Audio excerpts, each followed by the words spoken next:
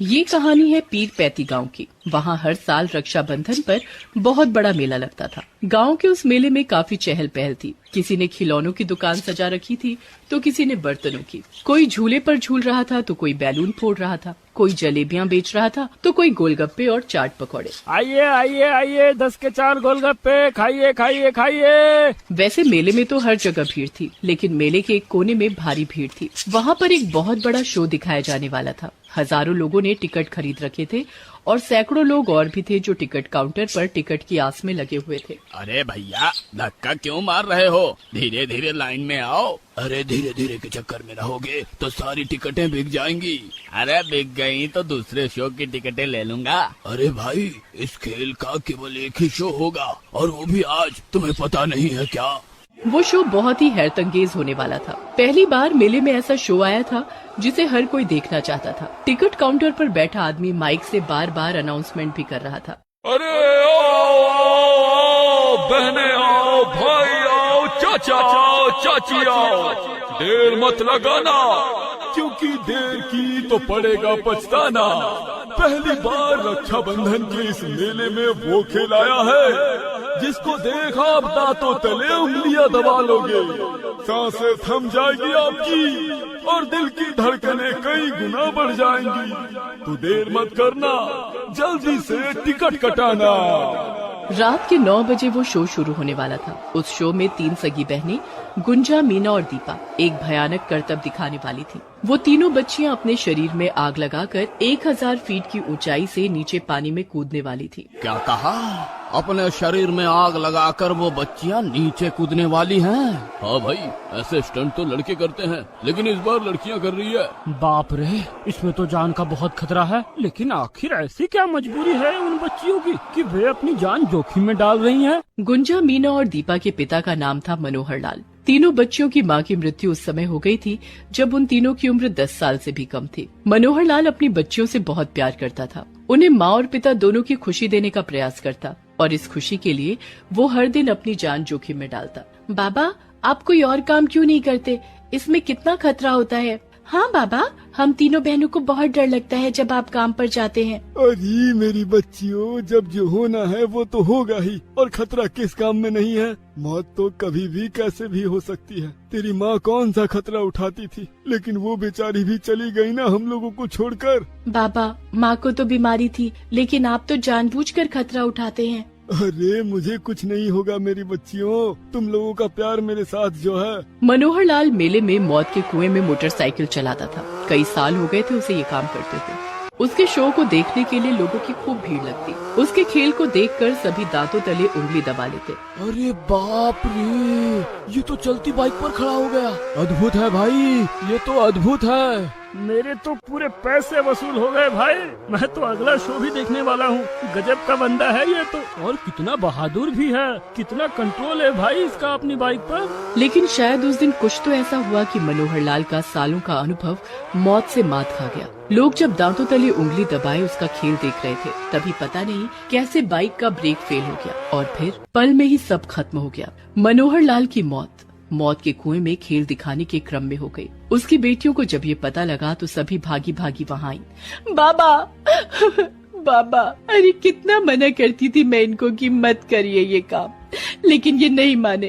अरे बाबा उठो ना बाबा। बाबा बाबा, हमें अनाथ करके चले गए आप। अब हम किसके सहारे रहेंगे बाबा, किसके सहारे? मनोहर लाल का लहूलुहान मृत शरीर अपनी बच्चियों के आंसू से भीग गया था। लेकिन एक यही काम तो अपने कर सकते हैं जब कोई अपना इस दुनिया से परलोक में चला जाता है। गुंजा, मीना और दीपा की पूरी दुनिया उजड़ गई थी। मनोहर लाल की मौत के बाद उन तीनों के सामने जो सबसे बड़ी समस्या थी वो थी रोटी की। दीदी, अब हमारा घर कैसे चलेगा? हमें कोई न कोई काम तो करना ही होगा। उनका सोचना गलत तो नहीं था। भूखे पेट इंसान का जीना तो असंभव है ना, लेकिन वो कहते हैं ना कि अगर जिंदगी एक दरवाजा बंद करती है तो कई दरवाजे खोल भी देती है। और उन तीनों के लिए वो दरवाजा खुला विवेक के रूप में। विवेक उन्हें कृष्ण भगवान के मंदिर के बाहर मिला था, जहाँ वो तीनों बहनें पिता की मौत के बाद से भीख मांगा करती थी। भैया, भगवान के नाम पर हमारी खाली झोली में कुछ डाल दो। भैया, हम तीनों बहनों ने 2 दिन से कुछ भी नहीं खाया है। तभी उनकी सबसे छोटी बहन दीपा भी जोर जोर से रोने लगी और उसने रोते हुए कहा,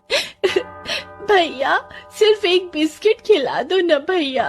उन तीनों बहनों की हालत देखकर विवेक ने सबसे पहले उन्हें भरपेट खाना खिलाया और फिर उनसे कहा, अरे तुम तीनों ने भैया बोला है ना मुझे, अब भाई के रहते हुए उसकी बहनें भीख मांगे, ये अच्छा तो नहीं लगेगा ना। तुम लोग मेरे साथ चलो, मैं तुम्हारा ध्यान रखूंगा। विवेक खुद अनाथ था और वो अनाथ का दर्द अच्छे से समझता था। अनाथ आश्रम में रहकर ही उसने पढ़ाई की थी और आज वो एक सरकारी स्कूल में टीचर की नौकरी करता था। वो उन तीनों बहनों को घर ले आया और वो न सिर्फ उनकी सारी जरूरतें एक सगे भाई की तरह पूरी करता, बल्कि उसी सरकारी स्कूल में उनका एडमिशन भी करवा दिया जहाँ वो पढ़ाता था। वो तीनों बहनें उसका शुक्रिया अदा करते नहीं थकते थे। भैया आप हमारे लिए भगवान की तरह है, आप नहीं होते तो हमारा क्या होता, आपकी मदद के बिना तो क्या पता हम अभी भी शायद भूखे प्यासे ही कहीं भटक रहे होते। देख अब तुम तीनों को पढ़ना है, खूब पढ़ना है, हाँ, तभी तो कल को तुम लोग भी किसी जरूरतमंद की मदद कर पाओगे। उन चारों का जीवन ठीक से गुजर रहा था, लेकिन अभी उनके जीवन में एक तूफान आना बाकी था।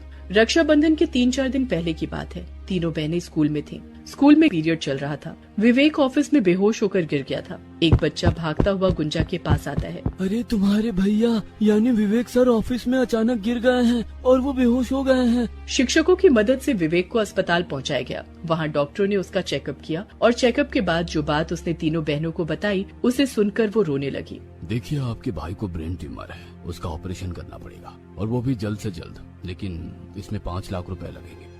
इतनी बड़ी रकम वो तीनों बहनें कहाँ से लाती? तीनों बहनों को समझ नहीं आ रहा था कि इतने पैसे कहाँ से आएंगे, कैसे उनके विवेक भैया का इलाज होगा। दीदी विवेक भैया भी माँ और बाबा की तरह मर जाएंगे क्या? नहीं दीपा, विवेक भैया को कुछ नहीं होगा। एक दिन वो तीनों घर में बैठी इसी बारे में बात कर रही थी। तभी बाहर एक रिक्शे पर एक आदमी अनाउंस करते हुए जा रहा था, आ गया आ गया आ गया, आपके शहर में पहली बार ऐसा शो जिसे देखकर आपकी आंखें फटी की फटी रह जाएंगी, आपके रोंगटे खड़े हो जाएंगे। कई जगह तहलका मचाने के बाद ये शो इस बार रक्षाबंधन के मेले में दिखाया जाएगा। इसमें एक आदमी 1000 फीट की ऊंचाई से अपने शरीर में आग लगाकर कूदेगा और जिंदा भी बचेगा। तो देर किस बात की, आइए मेले में और देखिए ये खौफनाक खेल। और हाँ, सबसे स्पेशल बात, अगर आप में है इस खेल को करने की हिम्मत तो आप भी आइए। अगर आपने ये खेल सफलतापूर्वक कर दिया तो बदले में मिलेगा 5 लाख रुपए का इनाम। तीनों बहनों ने तय किया कि अपने भैया की खातिर वो ये खौफनाक खेल में हिस्सा लेंगे। वहाँ जाकर उन बहनों ने शो वालों को बताया तो वे उन पर हंसने लगे। अरे तुम लोग पागल वागल तो नहीं हो गए, ये कोई बच्चों का खेल नहीं है, मर जाओगे। लेकिन वे जिद पर अड़ी रहीं। आखिर उन बच्चियों में भी अपने पिता का खून था जो हर दिन मौत को मात दिया करता था। बहरहाल शो शुरू हुआ। सारे लोग सांसें थामे उस शो को देखने के लिए तैयार खड़े थे। तीनों बहनों ने एक दूसरे को देखा और कहा, हमें भैया को बचाना है किसी भी कीमत पर। उसके बाद उन तीनों ने अपने कपड़ों में आग लगाई और 1000 फीट की ऊंचाई से नीचे पानी में कूद गई। थोड़ी देर सब कुछ थम सा गया। तीनों बहनें पानी में गिरी तो जरूर, लेकिन कोई हलचल नहीं हुई। अरे लगता है वो तीनों की तीनों ही मर गयी। लेकिन अचानक पानी में हलचल हुई और तीनों बहनें सही सलामत पानी से बाहर आईं। सभी लोग उनकी बहादुरी की तारीफ कर रहे थे। अरे मुझे तो विश्वास ही नहीं हो रहा है कि इन बच्चियों ने ये कारनामा कर दिखाया। बहुत साहसी है ये। इनाम में मिली रकम से उन तीनों बहनों ने विवेक का इलाज करवाया। वो पूरी तरह ठीक हो गया। विवेक को जब ये पता लगा कि उसकी बहनों ने अपनी जान की बाजी लगाकर उसकी जान बचाई है, तो वो फूट फूट कर रोने लगा और उसने कहा कि कहने को तो मैं तुम्हारा भाई हूँ, लेकिन सही मायने में इस रक्षाबंधन पर तुम तीनों मेरे लिए भाई बनी और मेरी जान बचाई। तीनों बहनों ने अस्पताल में ही उसे राखी बांधी। दोस्तों, भाई बहन का प्यार कुछ ऐसा ही होता है ना। आप भी खुशी से मनाइए ये त्योहार। आप सभी को रक्षाबंधन की हार्दिक शुभकामनाएं।